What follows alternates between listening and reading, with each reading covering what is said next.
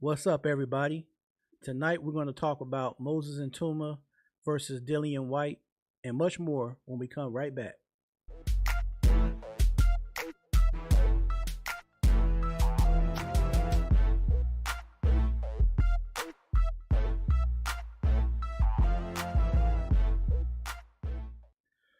Welcome to another episode of Ring Walk Boxing Podcast. I am Bean, and hopefully, wherever you are in this world, you're having a good day, good night in your different time zones or whatnot. But overall, we're here to talk some boxing. So we're going to jump right into it pretty much. And we're going to start off talking about Moses and Tuma versus Dillian Whyte. All right, so to give a basic summary, the ones that really watch boxing, we know that Dillian Whyte has his ups and downs in his career. But one thing I can say about Dillian Whyte, he's a very rugged opponent. He likes those fights in that phone booth. He likes to fight in the close quarters. He likes to fight in the clinch. So he likes all that physicality when he's boxing. He's not really a boxer and a mover. He likes to really go to war with his opposition.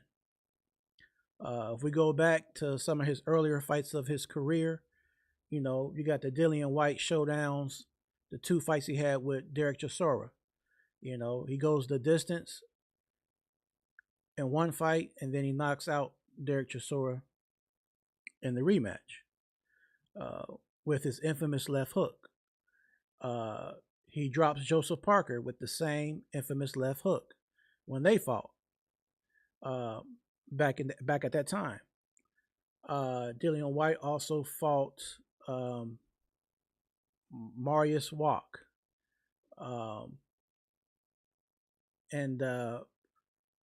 Guys that were pretty tough opponents. And he had a lot of wars in that ring, so he's definitely more acclimated to dealing with being in what you would call the deep end when you're dealing in boxing. Whereas Moses and Tuma is the up and coming younger fighter, only 20 years old, still getting his feet kind of wet, so to speak. So this is going to be a perfect step up fight for him, because I want to say Dillian Whyte's now like the age of 37, and Moses is a young 20 year old up and coming threat. So we look at the styles. Moses and Tuma is fast. He's fast for the size he is, and some people consider him a smaller heavyweight because a lot of these giants in the heavyweight division are standing 6'5", or you got people like Fury, 6'9", weighing 250 pounds or 280 pounds. Some even tipping the scale like Big Baby Miller, 300 pounds, maybe 315 pounds. We got some really massive heavyweights in the modern era of boxing. Some people refer to them as super heavyweights, but we all know once you're at a heavyweight division, there's pretty much no cap on how much you weigh. Whereas if you're in a smaller weight class, you have to stay within a regulated margin of weight. So Dillian Whyte goes heads up with AJ back in the day, Anthony Joshua. He eventually catches an uppercut from Joshua, and he gets knocked out. But prior to being knocked out, Dillian Whyte caught AJ and had him on Bambi legs. Dillian Whyte also gave a lot of problems to Povetkin in the first fight, until Povetkin set him up and caught him with a clean uppercut that knocked him out in the mid rounds of their fight. Dillian Whyte fought Tyson Fury. Many would revere Tyson Fury to be an elite level opponent, so to speak. And Dillian Whyte fought him. Although Dillian Whyte was knocked out subsequently from Tyson Fury, it just goes to show this man is battle tested. You got names on your resume like Tyson Fury, Anthony Joshua, Oleksandr Povetkin, Joseph Parker. Um, he fought Jermaine Franklin in a tough fight, and then I want to say the most recent fight was Tete. So I guess the question is now, knowing what we know of Dillian Whyte, he is susceptible to the uppercut. But if you paid attention to when he fought Jermaine Franklin, his new trainer, Buddy McGirt, had Dillian Whyte using the cross arm guard, similar to the Kenny Norton style guard, or the when George Foreman came out of retirement and he switched up his guards more like this. It's like the cross arm. And I guess Buddy McGirt came with that idea because he knew Dillian Whyte was getting caught with uppercuts a lot, and he felt like that would be a preventative strategy to where his opponents can't really land their uppercut so cleanly and so flush. So we're going to see if he comes out with that same line of defense when he fights Moses Itauma on the 16th of this month. Will Dillian Whyte use the cross arm defense? At the same time, will Moses Itauma be able to get around that defense? You know, it remains to be seen, and we got to wait for about roughly 2 weeks. So this is definitely a fight I'm hyped up about, y'all. I'm excited. Hopefully you're excited for this fight. And I think it's going to be fireworks as long as it lasts. Now, what I did notice with Moses Itauma, when he fought his last opponent, Bulligan, which was an American fighter, he showed that he could still hit you with a lot of power going backwards. Some boxers struggle on the back foot. Moses Itauma was able to deliver a finishing blow off of his back foot. So I guess the question is, with Dillian Whyte kind of putting pressure on him, will he be able to adapt to that and fight off his back foot? Or even if he gets in a position to where Dillian Whyte has Moses Itauma back against the ropes, literally, will he be able to still, you know what I'm saying, on his side of the spectrum, will Moses Itauma still be able to deliver or counterpunch, things like that? So it's going to be a very good style matchup to see. Like I said, the young, shining star, Moses Itauma, there's been so much talk about him. You go to all the different outlets on podcasts, whether you're dealing with the UK-based Talk Sports, some of the guys I watch every now and then, Talk Sports. Shout out to my guy, Kurt DeVille of Counterpunch Boxing. Also, shout outs to, he's like family, basically, my cousin, Cam J. And we often talk about some of the similar guys, but we also kind of give our own angle or our own perspective, our own spin on these different heavyweights or welterweights or whatever weight class. But right now we're talking about Dillian Whyte versus Moses Itauma. So I would like to know, in your opinion, will Moses Itauma be victorious over Dillian Whyte? Also, do you think Dillian Whyte's gas tank will be good enough to have the type of conditioning and endurance he needs to go 12 rounds, if it even lasts 12 rounds? Shout outs to Mike Ware. You said it will be interesting if Whyte makes it past 6. Oh, man. So you think Moses will stop him in 5 or 6, huh? Okay. That's a good prediction. Uh, Canada's boxing channel. Shout outs to my guy Bob, Canada's boxing channel, y'all. He said, "Hello, Bean. Great stuff as always. I hope Dillian does well, but I think he will be susceptible to an uppercut." Yeah, and speaking of that, did you notice Canada's boxing channel?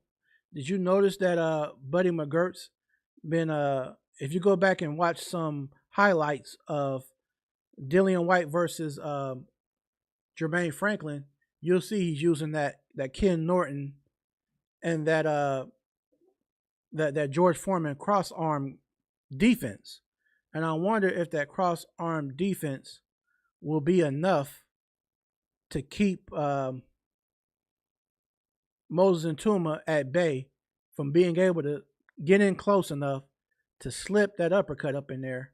Because if he can land that uppercut often enough and a few times, chances are Dillian Whyte, he won't be able to take it. Because past history, whenever he does get knocked out, it's always by an uppercut. Reverend Green, you said Moses belt on the line. I think Whyte can win. Okay, man. So you're one of the ones that think Whyte can win.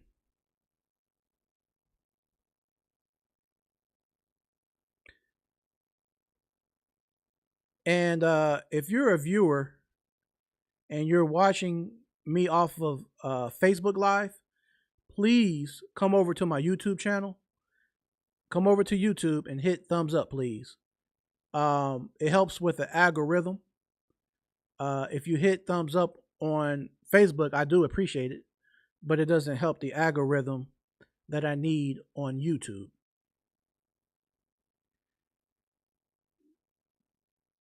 Mike Ware, the question is, does Moses have the tank? It's been 2 years since he fought. He fought past round 2. Well, that's a good point, Mike. Moses Itauma is so used, kind of like the Mike Tyson of this era, how Mike did back in the day. You got guys that are stopping guys very efficiently and very quickly. They're stopping guys in the first round, the second round, or the third round, and they're not used to going past 3 or 4 rounds because they're knocking guys out so early. So with Moses, if Dillian Whyte can handle his power and his chin resistance is still pretty good, it'll be a long night for it's going to be a long night for Moses and Tuma. So it's definitely a fight I'm looking forward to. What do you think, Canada's boxing channel? What is do you have a prediction?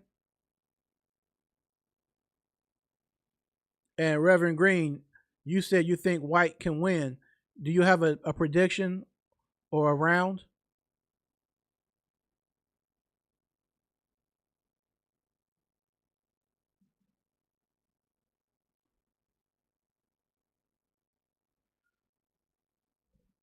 All right, let me go refer back to this to my FB real quick, y'all. See if we got anybody here. Okay. James Riley, thanks for the love on Facebook. If you can, if you're still tuning in, please come over to YouTube and hit the thumbs up and join in the chat.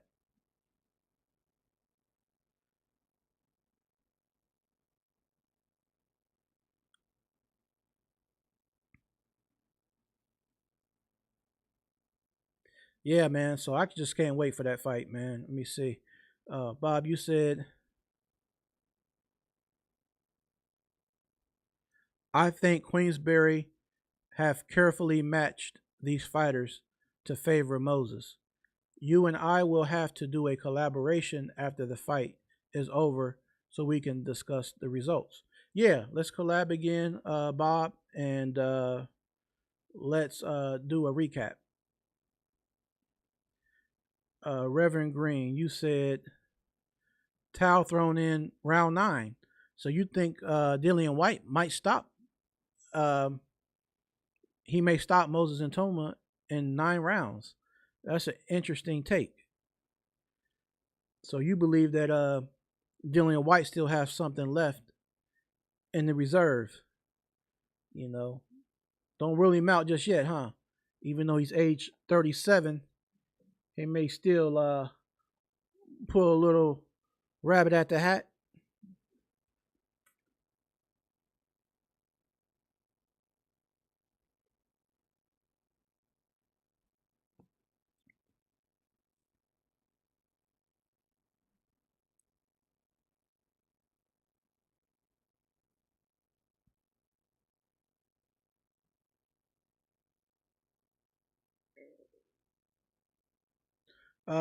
Reverend Green, you said Hope Moses is huge favorite too.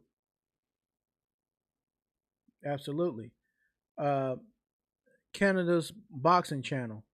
You said I predict Moses in 4. What do you think of Herkovic versus Adelaide? That's another fight. I think that'll be pretty good. Hmm. I'm gonna watch more on Adelaide. I've seen a few of his fights, but I want to go watch the last 2 fights. Um, because Philip Herkovic, to an extent, he's consistent, but it seemed like for whatever reasons he didn't show up like he should have against Daniel Dubois when he fought him. Well, I mean, I can't fully blame him because they had to stop the fight due to a cut. So I can't really fully place that on Herkovic. It's not like he didn't want to continue, but they had to stop it due to the cut. I think if we get the best version of Herkovic, like the Herkovic versus Zilly Zhang, he shows he can take a punch. Even with Daniel Dubois, he showed he could take a punch. Uh, David Adelaide, he's going to have to turn it all the way up, all the way up a notch because he's been in there with aggressive fighters like Dubois and Zhang, who are known and who can really, really hit. Um, I don't know, Adelaide. Um, he might have issues with Philip Perkovic, but I'm gonna definitely go watch some more film on Adelaide later tonight, just to kind of put it more in perspective. But I definitely like the matchup. I definitely like that matchup.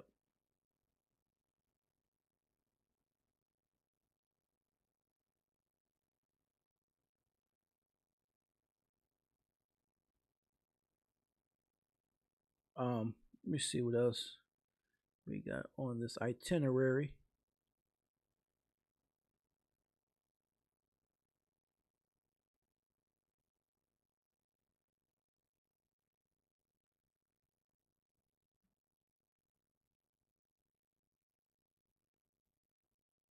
All right, so let's talk a little bit about Canelo versus Crawford, because that fight, before we know it, it'll be creeping up on us. Um, hey JC, can you look up the fight date for Crawford versus Canelo? September 13th, y'all. Um, Canelo versus Crawford. Something that I've been talking about on the show all the way up until next month when we actually see the fight. It's one of those type of situations where it's hard to make up your mind because initially I said Canelo's going to be too big, it's going to be too strong, and he's going to beat Terrence Crawford. But then you see the different interviews with Bomac, the trainer of Bud Crawford, And you see Bud Crawford training camp and his interviews. He's so very locked in.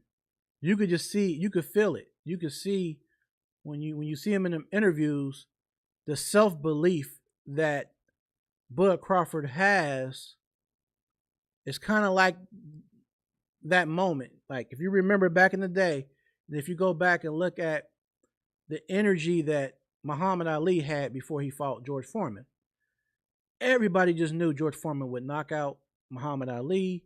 They were literally scared for Ali because they seen what George Foreman could do in that ring. Well, if you remember, right before the fight happened, Ali and his team, Ali started talking to his team, basically saying, "Hey, you." I'm paraphrasing. I don't remember the exact words, but he pretty much was saying that I have to have a self belief within myself, and I need for my team to believe in me the same way I believe in me. And he channeled that energy, and he went out there and won the fight. You know what I'm saying? It's like a Rocky movement, a Rocky movie. Muhammad Ali beating George Foreman. That was huge and remarkable. It sticks out in history. Well, I feel like this fight right here is going to be a historic fight. Only difference is these are not two heavyweights. It's Bud Crawford, who's technically a 147 pounder, who's only fought at 154 once against Madrimov, stepping up to 168 pounds to fight a legend like Canelo Alvarez. Now, what we do know about Canelo Alvarez,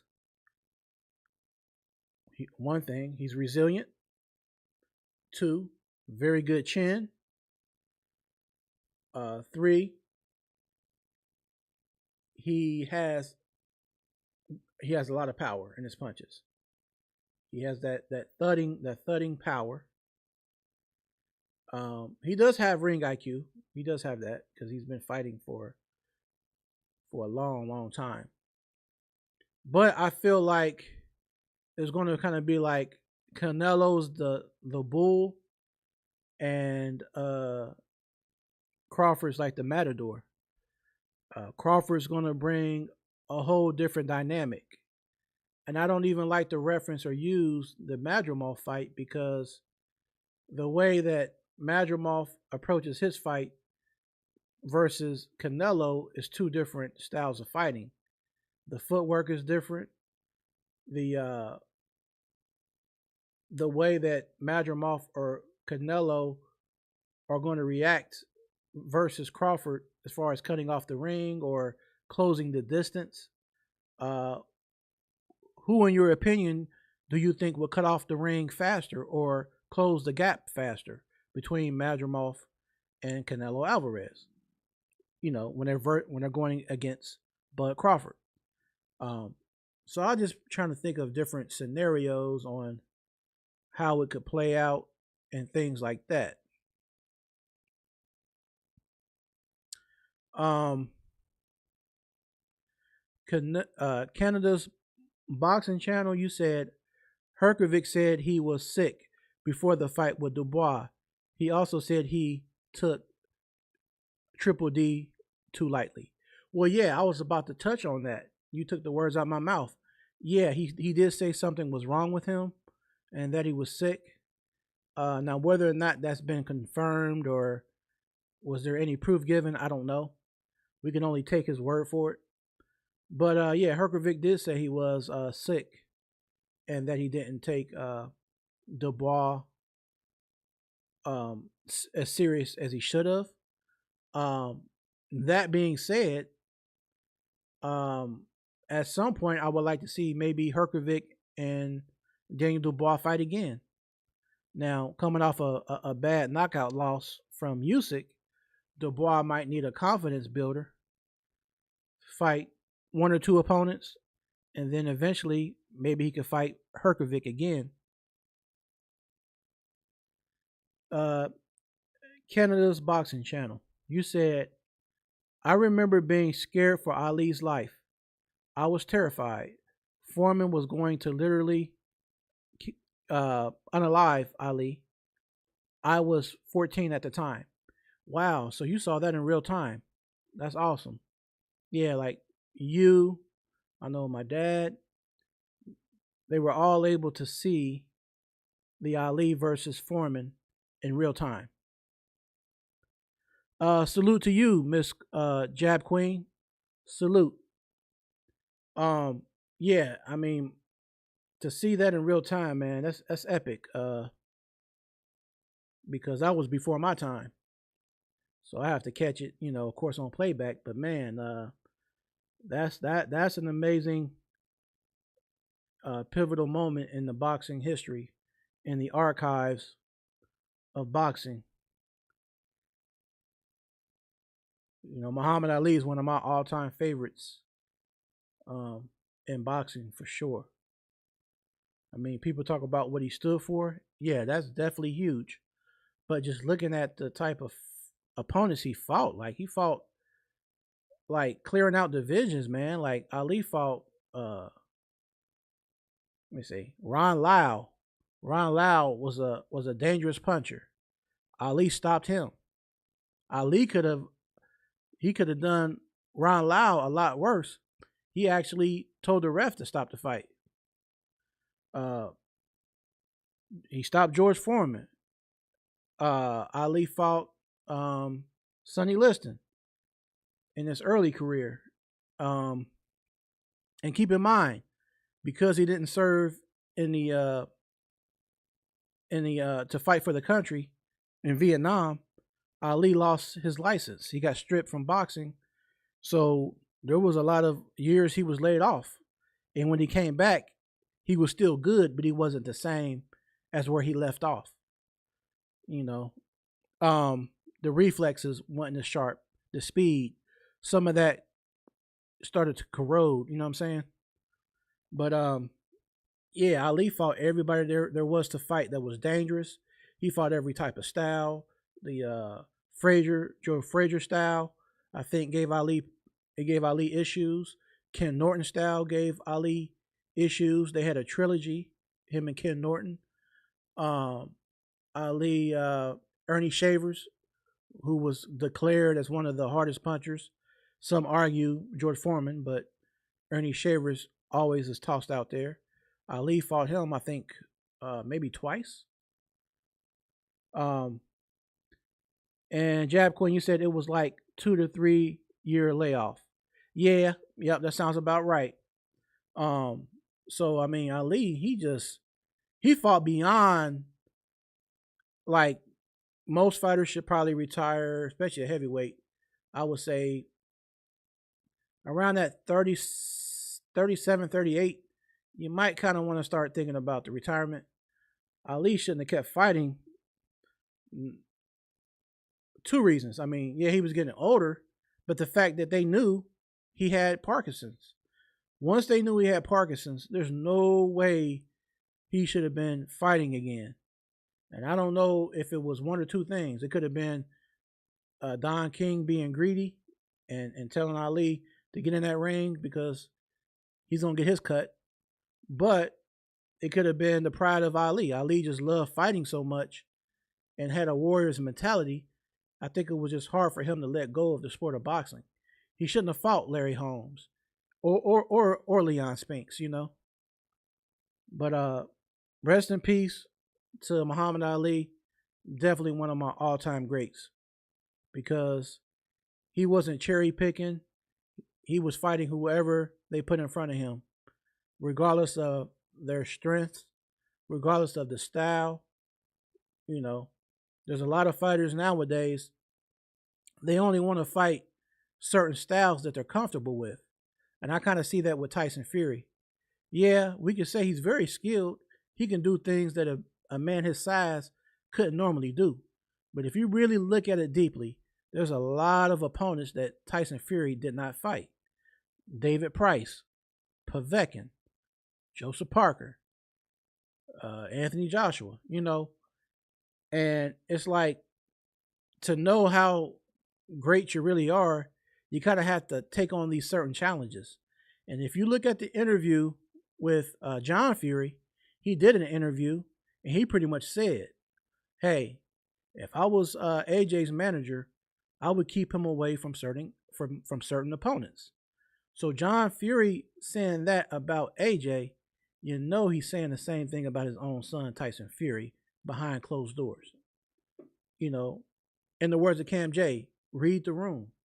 Sometimes you gotta look at the writing on the wall. If he's saying if I was Anthony Joshua's manager, I wouldn't have him fight certain style fighters, that lets you know that they're not willing to fight the best.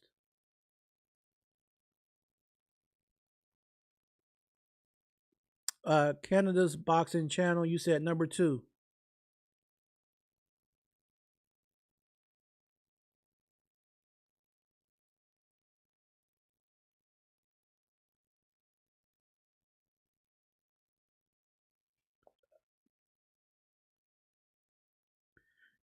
Jab Queen, you said, yep, he definitely got to the smoke. Absolutely, Queen. Absolutely.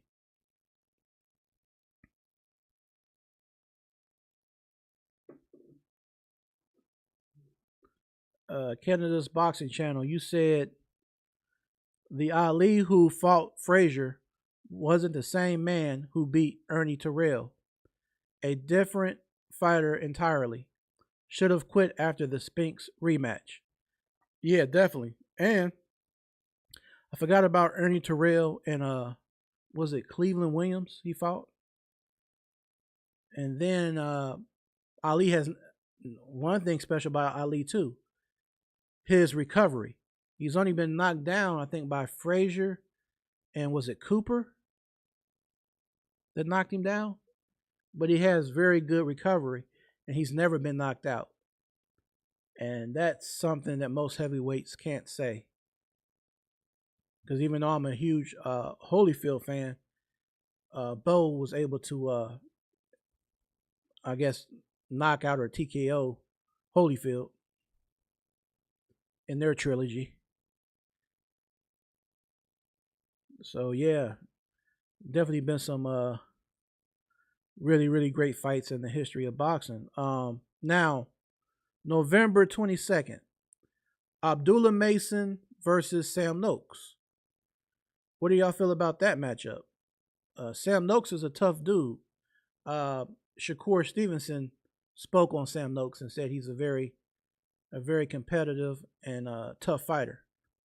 Abdullah Mason being how he is, and shout outs because Abdullah Mason is from the state of Ohio and he's up north, up in Cleveland, and he's very humble and he's ready for the smoke. He's ready for Sam Noakes, and after Sam Noakes, sky's the limit. I think Abdullah Mason will be the type of fighter who won't duck any smoke. I think he'll fight just about everybody, and he's very skilled and he has very good power. He's not a real big dude, but he has that wiry power. Kind of tall, slim, but got that type of power, and he got skills all around skills. I like Abdullah Mason for sure.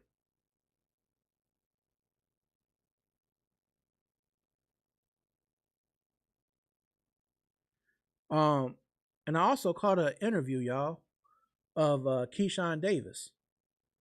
Now, when it comes to the Davis, his brother Kelvin, who had lost the fight, his the most recent fight he lost, and then all that camaraderie that came with it after the fight. Keyshawn just kind of went on fight hype, and he was kind of like talking in riddles, so to speak, and people took it like he might be retiring. But to me, he's too young. He's a very, very good fighter. Keyshawn has a lot of years ahead of him in the sport of boxing. And out of the brothers, he's the best one. Keyshawn's the best of all the brothers. So I definitely wouldn't want to see.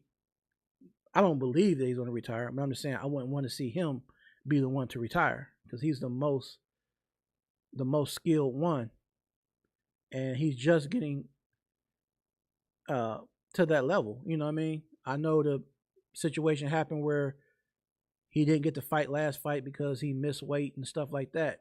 And he made his apology about that. He also made his apology on Fight Hype about the fact that he uh he reacted to his brother's loss in the manner that he did. And it's all about professionalism. He's kind of young still, and they say you live and you learn. I think Keyshawn Davis he'll get himself together, and I would like to see him come back and do his thing.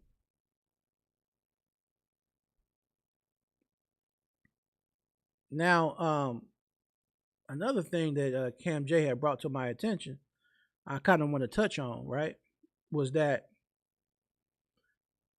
initially we thought we would see a trilogy with Bivol versus Peterviev.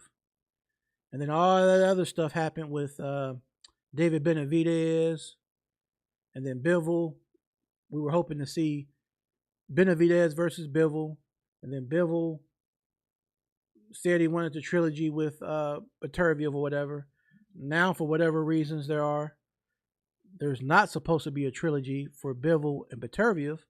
And now Peterviev is supposed to be fighting Najee Lopez, who was a fighter on ProBox TV. He's 14-0, by which 11 of those are by knockout. So I went back to do some study on Najee Lopez, and I looked at his fight with Sumter, and I believe it was Stewart. I mean, he's good. He's a good fighter, but Peterviev is a destroyer. Peterviev, a person who could really hit like Anthony Yardy. He went in there looking pretty good the first couple rounds. And then when Peterviev started to turn it up, it was game over. I don't think Najee Lopez is really going to be capable to dent the armor of Peterviev. Now, you might see it differently. I'm going to keep looking at some more fights of Najee Lopez, but I think Peterviev is going to prove to be too much for him. Peterviev is he's different. And I think to beat Peterviev, you have to almost be like Bivol. You have to be a fully rounded fundamental fighter, defensively and offensively. I feel like Dimitri Bivol is a perfect balance of defense and offense, and that's how he was able to beat Peterviev in a rematch and be competitive in the first fight that he lost against Peterviev. It was very competitive, and it went to the distance. I just don't know that Najee Lopez has that caliber of skill. I could be wrong, but I just think it's going to be all wrong for Lopez. In my humble opinion, that's just how I feel about that.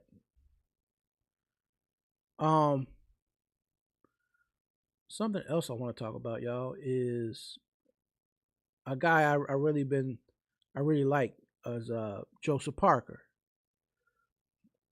New Zealand Samoan fighter, and Joseph Parker is definitely a solid fighter. He's what I would refer to as a throwback fighter.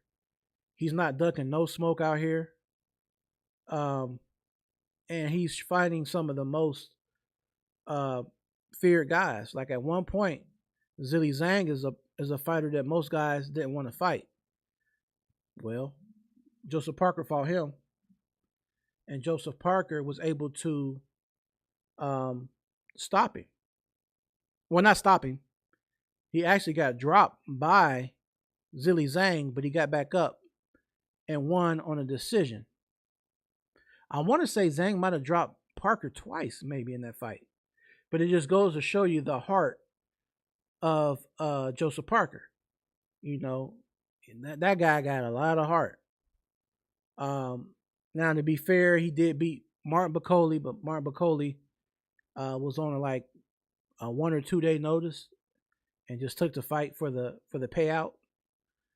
Um, and then he fought Deontay Wilder prior to Zilly Zhang, I believe, either prior to Zilly Zhang or right after. But anyways, he fought Deontay Wilder, and he pretty much gave gave Wilder a boxing lesson and was able to negate the right hand of Deontay Wilder.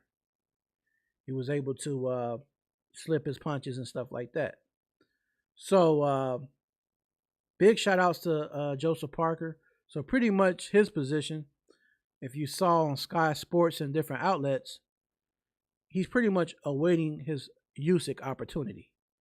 Uh, they mandated for Parker and Usyk. So if Usyk, he has the option to go ahead and fight Parker, but he also has the option to relinquish and vacate that belt and say, well, hey, if he relinquishes the belt, WBO belt, then he doesn't have to fight Parker. And a lot of people tend to feel that Usyk will not fight Parker.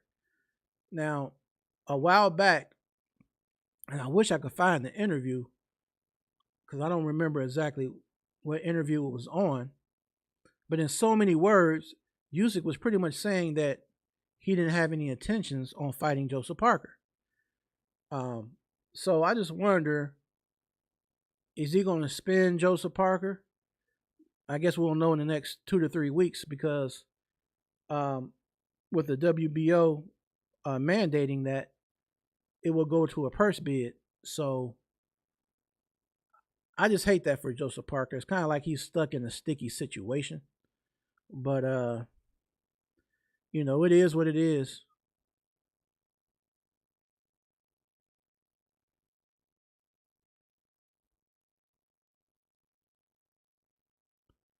Uh Jab Queen, you said I don't think he do either. It's yet to be seen. Yeah, for sure. So, time's gonna tell, and I just can't wait to see how everything pans out with that situation. Um, we're gonna see, y'all. We're gonna see what goes down with that. Now, let me ask y'all this then. So, talking about Joseph Parker and Usyk, hypothetically, if the fight does happen, because it's not official, who do you see winning the fight? What would be your prediction if Oleksandr Usyk versus Joseph Parker actually happens?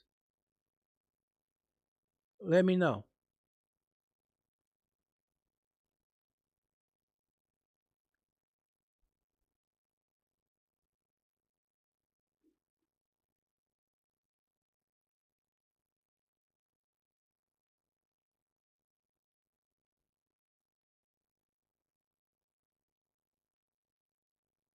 And I got one more thing I want to talk about.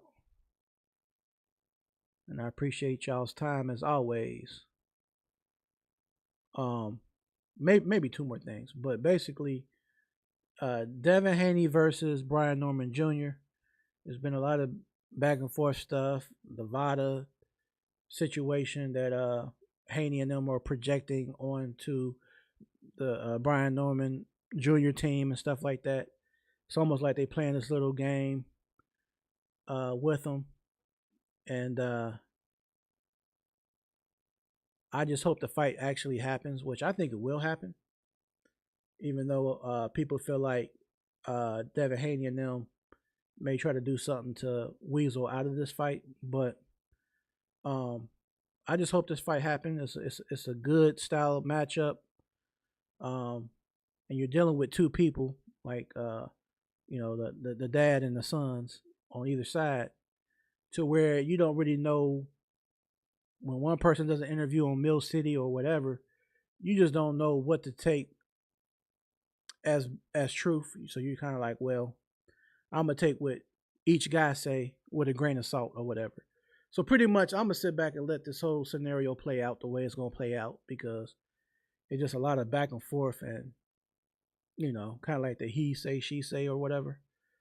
We're going to see what eventually happens with Devin Haney versus Brian Norman Jr. And hopefully it'll be in the center of that ring here soon. Um,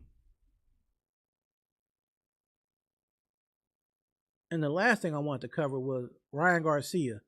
So he did a interview, I believe, on Fight Hype, and he was responding to the chats or whatever. And he's telling all these people, "Oh, you trolling me?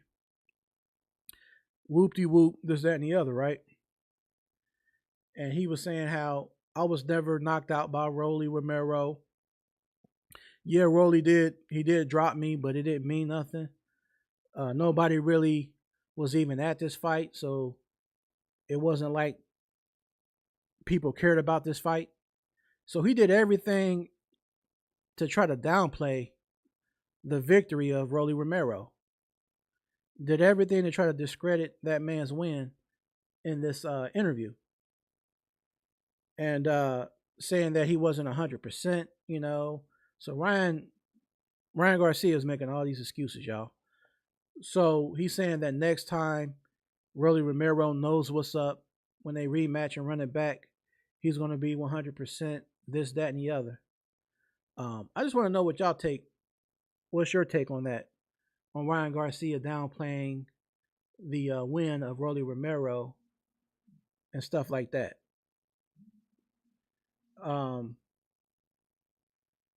Because it's kind of crazy to me that he would say that. And if they do run it back, I don't know that the outcome is going to change. I really don't. I really don't know that the outcome is going to change because Ryan Garcia, he has to do something different. He has to go to a different, because basically everybody's kind of saying, okay, Ryan Garcia got that left hook, y'all. So everybody's starting to look out for the left hook.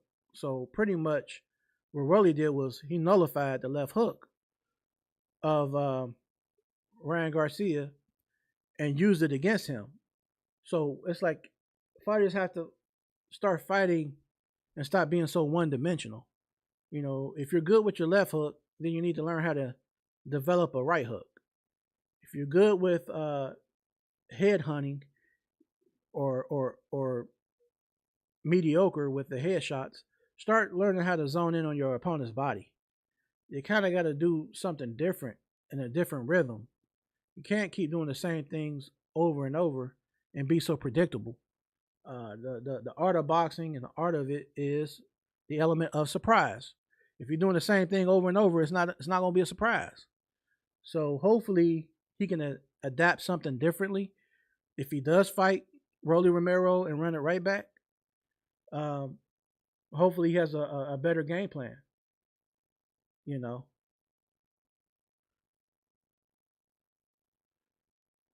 Jab Queen, you said, hold on one second.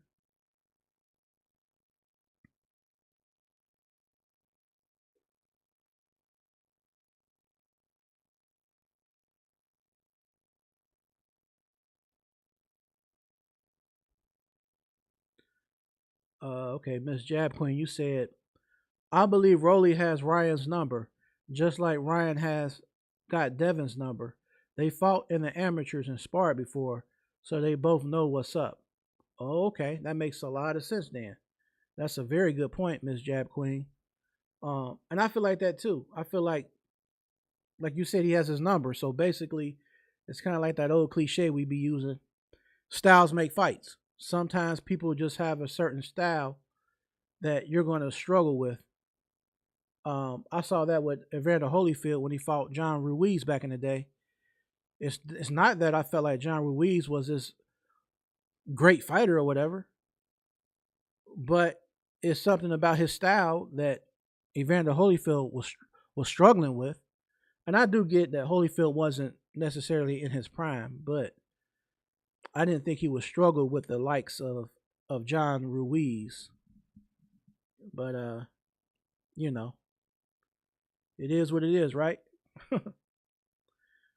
All right, y'all. Well, I appreciate y'all time as always. Make sure you hit the thumbs up button. We're going to get ready to shut this down for the night, and I'll be back next Sunday, 6 p.m. Eastern Standard Time in the USA.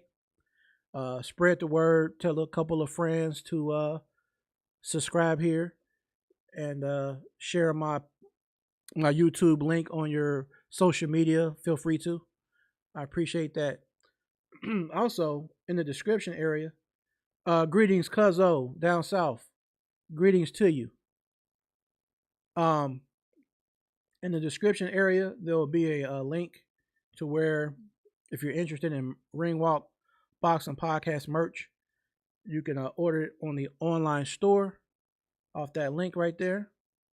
And like I said, man, I hope that everybody has a blessed day or a blessed night and a good week. You know, and I will see y'all next Sunday, and I will catch y'all on the next round. Peace.